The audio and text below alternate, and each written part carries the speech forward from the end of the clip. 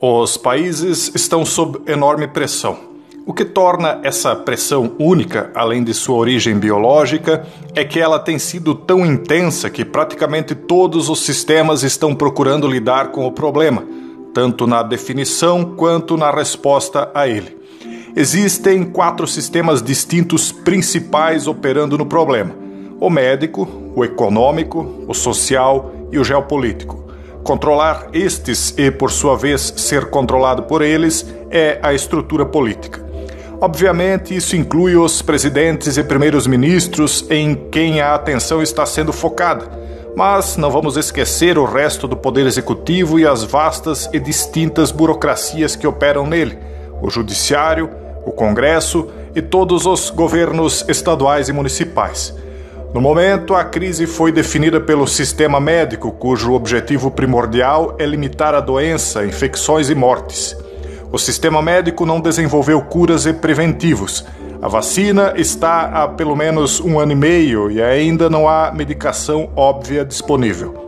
O sistema médico está, portanto, pedindo o que precisa: suprimentos e equipamentos como ventiladores, máscaras e testes, que pressionam necessariamente os sistemas econômicos e políticos para produzi-los. Todos estão dizendo que a doença parece se espalhar principalmente pelo contato humano. Então, a ênfase do sistema médico tem sido limitar a interação humana, criando isolamento e quarentena.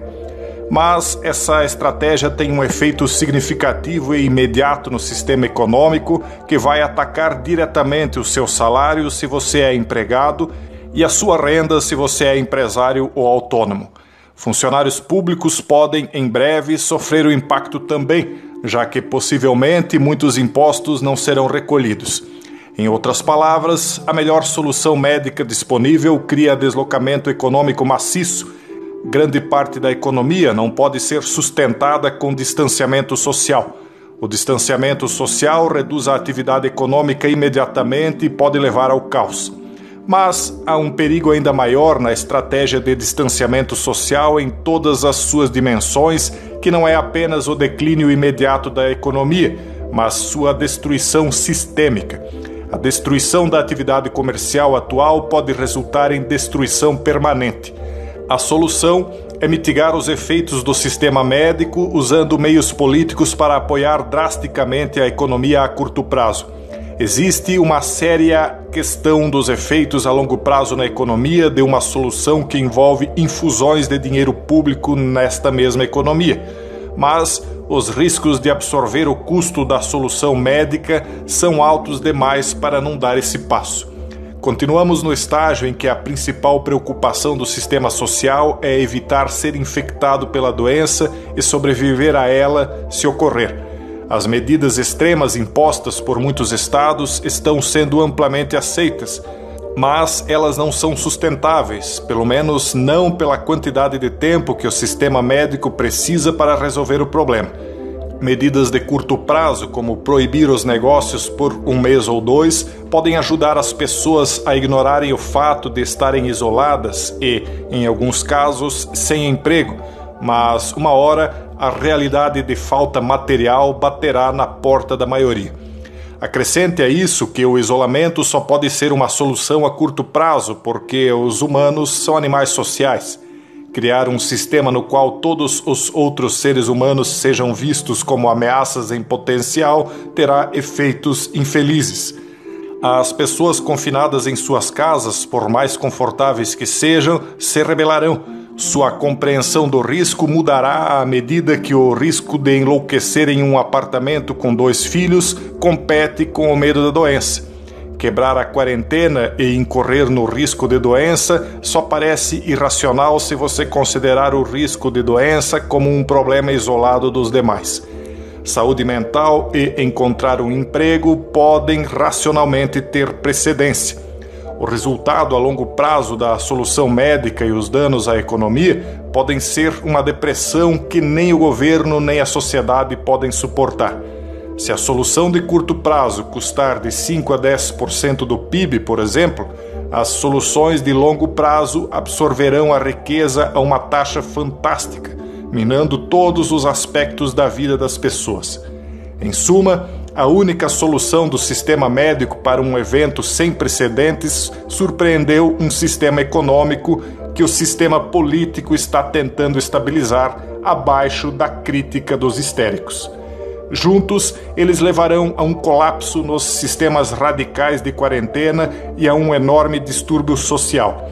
Isso, por sua vez, gera instabilidade política e semeia desconfiança nas instituições públicas. Tudo isso é evitável a curto prazo, mas quanto mais isso se prolongar, menos os prazos estarão sincronizados. Levará tempo para o sistema médico desenvolver uma vacina. O sistema econômico não pode suportar o distanciamento social por tanto tempo sem consequências. O sistema social não pode suportar o estresse do isolamento associado ao medo da pobreza. O estresse será uma bola de neve. Estresse adoece. Não adianta apontar culpados, pois parece que não há solução. O que precisa ser feito agora é que as pessoas parem com a histeria e passem a pensar racionalmente. Há 2 danos a combater: o dano causado pela doença e o dano causado no combate à doença, incluindo o risco muito real de destruição econômica e social, o que significa fome, pobreza e mortes. A comunidade de saúde tem foco no combate à doença, mas é preciso se perguntar se a ética médica de salvar vidas pode ser estendida à realidade da necessidade das pessoas por trabalhar, se alimentar e conviver socialmente. É preciso racionalidade e risco calculado. Não sei nada sobre a criação de soluções médicas e não estou falando com nenhum conhecimento disso, mas posso dizer que tenho estudado muito nos últimos anos sobre os efeitos de ordens brutais advindas do caos. Devemos lembrar que a destruição econômica deu origem a Hitler na Alemanha e a Lenin e depois Stalin na União Soviética. A destruição econômica é desestabilizadora e, tenha certeza, há forças ocultas esperando por este momento há muito tempo. Deixei a geopolítica para o final, porque, por enquanto, processos geopolíticos normais foram suspensos. Os Estados Unidos não responderam aos disparos iraquiano-iranianos. O confronto entre a Turquia e a Rússia desapareceu por enquanto. E a China e os Estados Unidos estão trocando insultos, mas falando pouco da disputa comercial. Ao mesmo tempo, as fronteiras estão fechando, pois os estrangeiros são vistos como potenciais transportadores da peste. As viagens aéreas estão parando. Por enquanto, a crise não é apenas a peste, mas a incapacidade de combatê-la sem custos econômicos maciços e, finalmente, inquietação social. Durante a grande peste negra da Europa, os cidadãos marcharam com tochas e queimaram aqueles que consideravam doentes e os responsáveis por essa doença.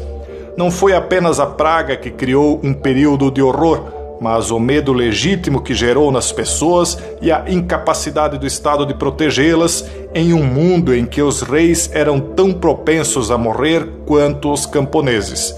O vírus é perigoso. O efeito subsequente pode ser muito mais perigoso e é melhor que o maior número possível de pessoas compreenda isto o quanto antes. Não esqueça de compartilhar e de se inscrever no canal. Um forte abraço e até o próximo vídeo, se Deus quiser.